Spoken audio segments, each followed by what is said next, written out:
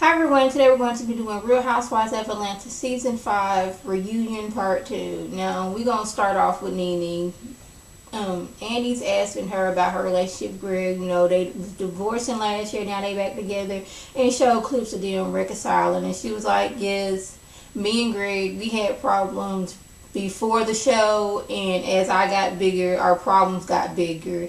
And she felt that some of the girls, she wasn't naming names, well, she did name, like, Phaedra, was, like, somewhat trying to mess up her relationship. This is her feeling. She was like, well, Phaedra was going around and saying how I was saying Peter was my boyfriend, I was liking Peter, and this whole Charles Grant situation. She was like, I think that she brought Marlo on last season because she thought that I was dating Charles Grant and Marlo was dating Charles Grant, and she thought that that was going to put them at odds with each other and they was going to fight. And Nina was like, well, basically, there's nothing these girls can do that can break me and Greg up, so y'all can stop. And Faye's like, I was not on some campaign to mess up your marriage. That was not me. That was not in my intent, but that's how Nene feels. And if you look at it, if you think that if you and Nene are not getting along and you don't really like her that much, and you think that she's going with somebody and that person's going with somebody else, and you bring that person on, that do seem a little messy to me. Yeah. That's how I feel. She's like, even that was making Cynthia uncomfortable. Y'all was saying how I was saying Peter was my boyfriend. Peter is my good friend. And Cynthia's my good friend. There was never me flirting with him and nothing like that. But Nene, girl, yes, she was. It wasn't last season, but it was a season before. You and Peter were extra flirty. That's my opinion. Yes. And we're going to move over to the whole... This is Nene's episode to talk. Her relationship with Phaedra and why they don't get along. Apparently, last season? Yeah, season 4. Phaedra, before taping started, she went out and found Nene's sisters that she hadn't talked to in like 8 years. Befriended them, was inviting them to her baby's birthday party and all that stuff. And Nene felt she did that because she wanted to get some kind of dirt like that on... That Phaedra wanted to do that to get some kind of dirt on Nene. And Nene was like, no, don't do that. You don't go and talk to my family and try to do that because I have never did anything like that to you. And Phaedra was like, well, basically, I know your sister. Your sisters be at my workplace all the time, coming to see me. Your sisters asked to come to my son's birthday party. And my thing is, does Nene's sisters have a child that young? And why are they doggone so desperate to get to your son's birthday party? If they wanted to go to the water park, they could have just went. They didn't need to be invited to your son's birthday party. So what was this all this they was wanting to come to your son's birthday party? Like begging almost. And then he was like, did you not think that they was going to come back to me? Because regardless if we ain't talking in a while, they are still my flesh and blood. And what did I ever do to you to make you do that to me? Phaedra sees it as a whole different thing, that they have been friends forever. And then it's like, we never been friends. I met you, but I know you, but I didn't know you. It wasn't like me and you had lunch all the time. It was like, I met you at this place. They said your name was Phaedra. I saw you a few more times, but I don't know you like that. I grew up in New York. I was born in New York. My sisters was born in New York and live in New York.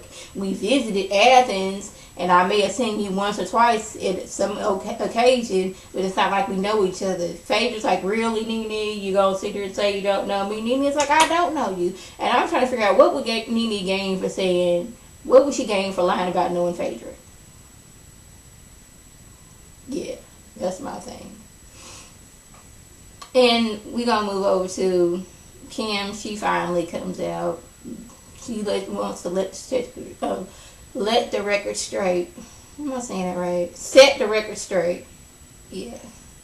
About the whole why she left. They want to talk about this whole trip to Anguilla and how she's always making an excuse for something and she has to leave.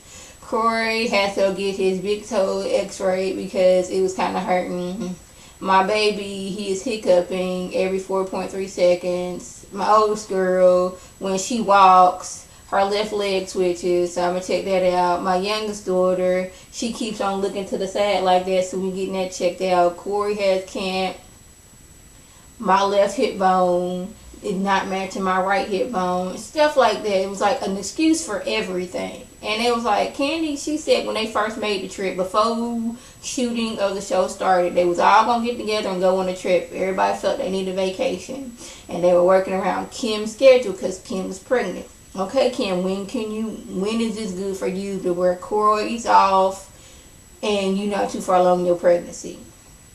They done set the date. So, the last time they showed Kim, they was all at a restaurant. And they was like, everybody going? Nene, you going? Yeah, I'm going. Candy, you going? Yeah, everybody going. Get to Kim. I don't know what my doctor's going to feel. Croyd's out of camp, but I don't know how my doctor's going to feel. Okay, you already said you talked to your doctor and when was a good time to go. Then she was like, it's not good for like 30 weeks or 31 weeks. Okay, you just said she was 28 weeks pregnant. Yeah, they wasn't on an Anguilla trip for too long, so what is this? Oh, well, Croyd's still in camp.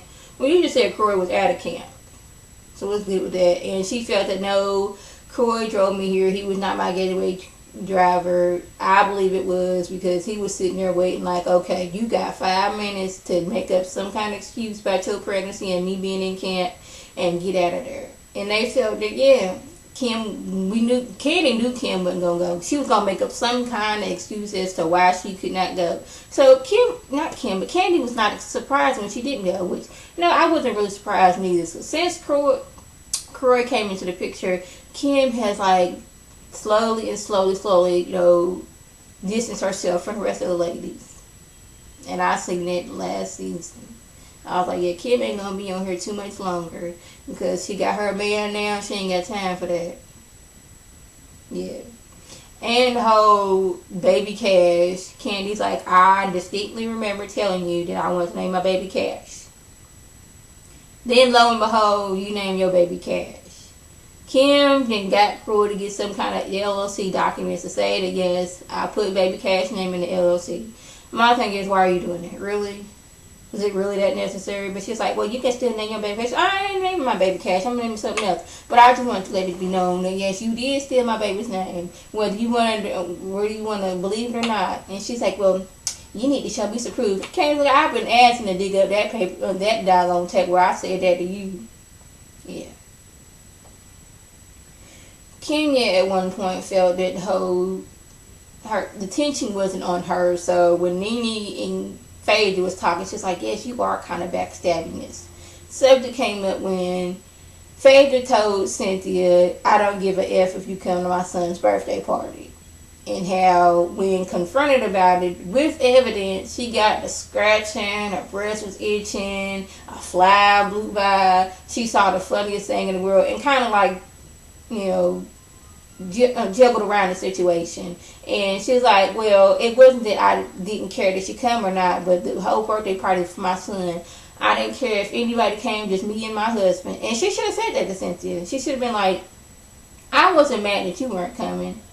I'm not saying I don't care if you didn't come. I'm just saying that if nobody else came, long as me and my husband was there, it'd been fine. And she could have said that, but she didn't. So now Kenya feels the need to pop up. Yes, Phaedra likes to lie about everything. She's a liar. She's a hypocrite. Can't stand her. Guess she felt some need to get up on her, flip her fan, and say something about Phaedra. Phaedra feels that, Kenya, every interview you have done since the show went off, my name has come up. I don't give a crap about you. I don't do interviews about you, but you are constantly, I'm not going to talk about Phaedra. Okay, when nobody's talking about Phaedra, you the one brought up Phaedra's name. Yeah. So, that was basically the gist of the episode. Nothing big. Kim came out for like 5 minutes, said her piece so she can get her check for the reunion show, and was out.